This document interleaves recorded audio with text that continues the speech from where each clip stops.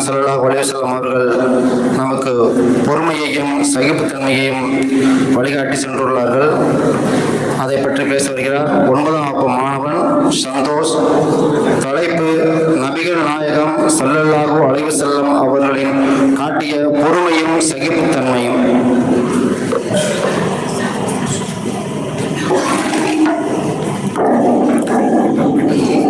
எல்லாம் வல்ல இறைவனின் திருப்பெயரால் நான் ஆரம்பம் செய்கிறேன். அன்புள்ளம் கொண்ட அனைவருக்கும் என் முதல் சலாத்தினை தெரிவித்துக் கொள்கிறேன். அஸ்ஸலாமு அலைக்கும் வரஹ்மத்துல்லாஹி வபரகாத்துஹு.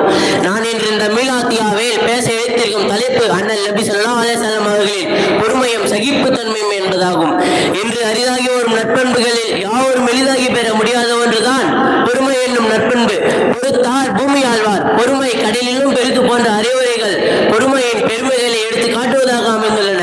இருளில் இருந்து வெளிச்சம் எவ்வாறு வழிகாட்டுகிறதோ அதே போல் இன்னலிருந்து காப்பாற்ற ஒரு வெளிச்சமாக பொறுமை இருக்கும் என நபி ஸல்லல்லாஹு அலைஹி வஸல்லம் அவர்கள் கூறியுள்ளார்கள்.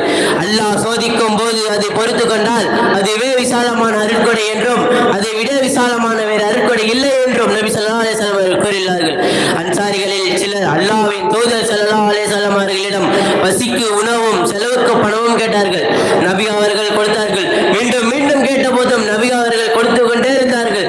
நபியிடம் உள்ள அனைத்தும் போகிவிட்ட போது அவர்கள் கூறினார்கள், என் இடத்தில் உள்ள இந்த செல்வத்தையும் உங்களுக்கு வழங்காமல் நான் சேமித்து வைக்கப் போவதில்லை.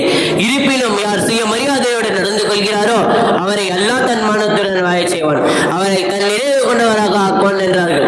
பொறுமை என்பது ஒரு வெளிச்சம் அருட்கொடை, இறை நம்பிக்கையாளரின் பண்பு, நல்லவர்களின் பண்பு என பொறுமைக்கு இஸ்லாம் பல உதாரணங்களை கூறுகிறது.